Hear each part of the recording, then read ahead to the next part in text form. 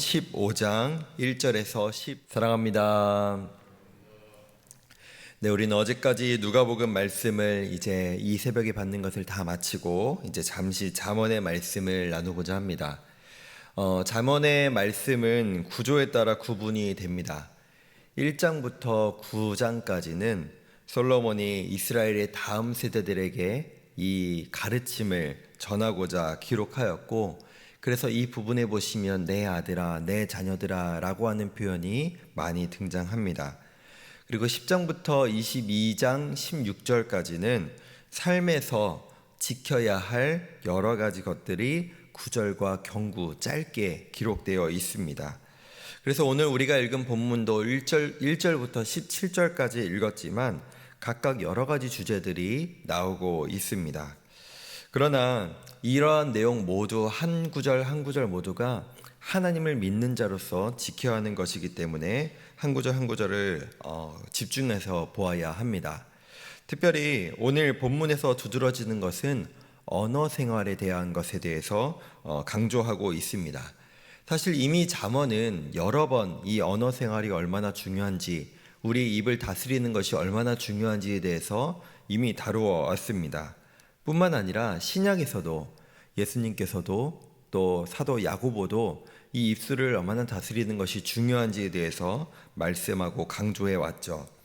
이와 같이 우리의 입을 다스리고 또 우리의 말을 하는 것은 하나의 성도인지 또 성도다움이 아닌지를 구분하며, 또 오늘 본문에서는 의인인지 악인인지 구별하는 하나의 시금석으로 사용되고 있습니다. 2절을 보시면 지혜 있는 자의 혀라고 하는 표현이 있습니다. 여기에서 사용된 지혜라고 하는 단어에 집중해 보면 구약 성경에서 하나님께서 말씀하신 장막과 성전을 짓는 데 필요한 기술적인 지식과 또 분별력을 표현할 때 사용한 단어가 이 지혜라고 하는 단어입니다. 즉 우리가 말을 하는 것은 하나님의 성도가, 하나님의 사람이 말을 하는 데 있어서는 하나님께서 마치 장막과 성전을 어떻게 지어야 하는지에 대해서 구체적으로 하나하나 말씀해 주셨고, 또 이스라엘이 그 말씀에 따라 장막과 성전을 지었던 것처럼 우리 또한 지혜 있는 자의 입으로 말한다는 것은 하나님께서 우리에게 하라고 말씀하신 것, 예수님께서 우리에게 하라고 말씀하신 것들을 사용하고 또 그것을 표현하는 것만큼 이 지혜 있는 자의 입이 중요하다라고 하는 것을 의미하고 있습니다. 반면에 우리의 뜻대로, 우리의 생각대로 사용하고 말하는 것은 그만큼 하나님의 뜻과 말씀에 어긋나 있다라는 것이죠. 우리가 살아가면서 우리 입술을 사용하는 데 있어서 사실 충동적일 때가 너무나 많습니다. 충분히 고민하고 충분히 생각하기보다 내가 하고 싶은 말, 내 감정에서 우러나오는 말, 내가 옳다고 생각하는 말을 할 때가 너무나 많은데, 오늘 본문은 이렇게 얘기합니다. 마치 우리가 지혜 있는 자의 입술로 무엇인가를 말하는 것이 마치 하나님의 성막과 성전을 짓는 것처럼 하나님의 말씀에 따라 그대로 표현하는 것, 그대로 성취하는 것과 같이 우리 입술, 우리의 말을 할 때 하나님께서 이것을 기뻐하실 것인가, 하나님께서 이것을 원하시는 것인가, 이것이 하나님의 뜻이 맞는가를 한 번 더 고민하고 표현하는 자가 바로 하나님 기뻐하시는 의인의 모습인 줄 믿습니다. 그와 더불어 오늘 본문은 잘 말하는 것과 잘 듣는 것에 대해서도 말하고 있습니다. 5절을 보시면 아비의 훈계를 잘 받는 자가 슬기를 가지고 지식을 전파한다 라고 기록합니다. 반면에 여러 가지 표현들로 악인들은 듣지 않는다 라고 하는 것을 여러 번에 걸쳐서 오늘 본문은 나누고 있습니다. 악인은 듣지 않습니다. 악인은 하나님의 교훈을 배우려고 하지 않습니다. 더불어 사람들의 말도 들으려고 하지 않습니다. 그러다 보면 결국 자신의 생각과 자신의 뜻과 자신의 판단이 가장 우선이라고 여겨 하나님의 말씀과 하나님의 뜻까지도 받으려고 하지 않는다. 그리고 그 결과에 대해서도 말하고 있죠. 그렇게 들으려 하지 않는 자는 즉 악인이며 그는 고통과 혼란 가운데 살아가게 되며 하나님께서 그의 제사도 그의 삶도 기뻐하시지 아니할 것이다 라고 말씀하고 있습니다. 이어서 오늘 우리가 읽은 본문의 뒷부분 13절부터 17절까지를 보시면 대조법을 사용해서 우리의 마음 자세와 우리의 실제 삶을 어떻게 살아내야 할 것인지에 대해서 구체적으로 말하고 있습니다.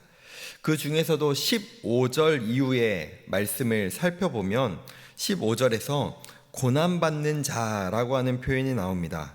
그 고난받는 자는 그날 그의 삶이 다 험악하다라고 하고 표현하고 있는데요. 여기에서 고난받는 자라고 하면 우리는 보통 삶에 고난이 많은 자, 삶에 고통이 많은 자라고 생각할 수 있지만 사실 이것은 어떻게 보면 결과적인 것이라고 볼 수도 있을 것입니다. 왜냐? 여기서 사용된 대조법을 보시면 고난받는 자 뒤편에 나오고 있는 사람의 모습은 마음이 즐거운 자입니다. 즉 여기서 고난받는 자라고 하는 표현은 결국 마음이 즐겁지 않기 때문에 그 사람의 마음에 즐거움이 아니라 불평과 불만이 많기 때문에 그는 결국 고난받는 자이고 그의 인생이 험악하다라고 우리는 해석할 수도 있습니다.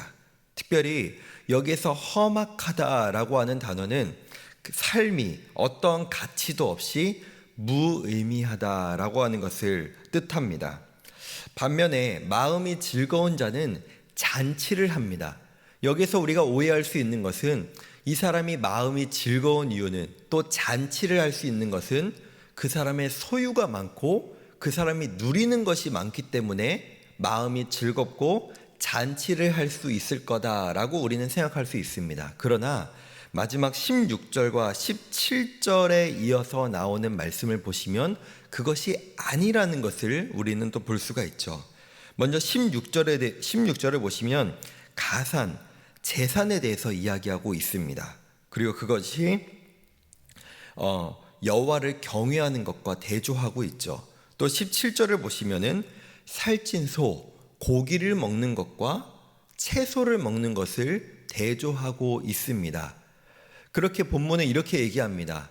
어떤 사람이 가산이 많아서 비싼 살찐 소를 먹어서 그 인생에 즐겁고 그 가정이 평안한 것이 아니라 오히려 가산이 적어도 그의 가정이 여호와를 경외한다면 그것이 훨씬 마음이 즐겁고 평안한 자이다.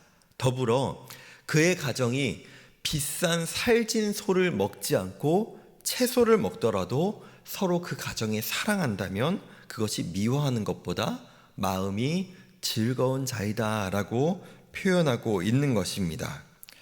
아시다시피 이 잠언은 세상의 모든 부귀와 명예와 권력과 그 모든 것을 누렸던 솔로몬이 지은 잠언입니다. 그 모든 것을 누린 솔로몬이 이렇게 얘기하는 것이죠. 우리가 자녀에게 좋은 것 주고 싶은 것이 너무나 당연한 마음이죠. 부모님 또한 좋은 것으로 섬기고 싶은 것이 우리의 당연한 마음일 것입니다. 그러나 오늘 잠언은 이렇게 얘기합니다. 우리 가정이 기쁜 것, 우리의 삶이 기쁜 것, 마음이 즐거워서 잔치를 할 수 있는 것은 우리의 어떠한 가상과 비싼 것을 먹는 것 때문이 아니라 여호와를 경외하는 것에서 서로 사랑하는 것에서 그것이 가능하다. 또 그것은 오늘 본문 앞절에 이어보면은 여기 이렇게 볼 수 있겠죠.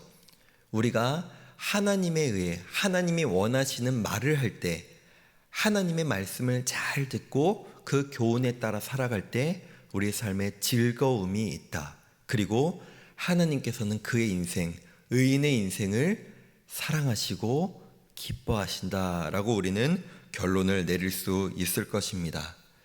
말씀을 맺겠습니다. 오늘 이 자리에 나오신 우리 모든 성도님, 또 출근하시며 이 설교 영상, 이 새벽의 영상을 받으시는 모든 성도님들께 부탁드리는 것, 우리는 사실 오늘 우리가 나눌 이 말씀들을 모르지 않습니다. 이미 알고 있습니다. 그러나 우리가 어느새 내 생각과 내 뜻대로 내가 원하는 대로 살아가는 우리의 오늘의 삶이 아니라 오늘 이 새벽 우리가 이 말씀을 받았으니 하나님이 원하시는 대로 내 입술을, 내 귀를 잘 다스리고 또 우리의 삶에서, 우리의 가정에서 하나님께서 마음을 즐겁게 하시는 자가 어떤 인생인지를 기억하며 하나님이 원하시는 인생을 살아가는, 하나님 기뻐하시는 사랑하는 의인의 삶을 살아가는 우리 모두가 되었으면 좋겠습니다. 그렇게 오늘 하루 하나님이 기뻐하시는 자로 또 우리의 삶이 기쁨이 넘치는 하루를 살아갈 수 있는 성도된 오늘이 되기를 간절히 소망합니다.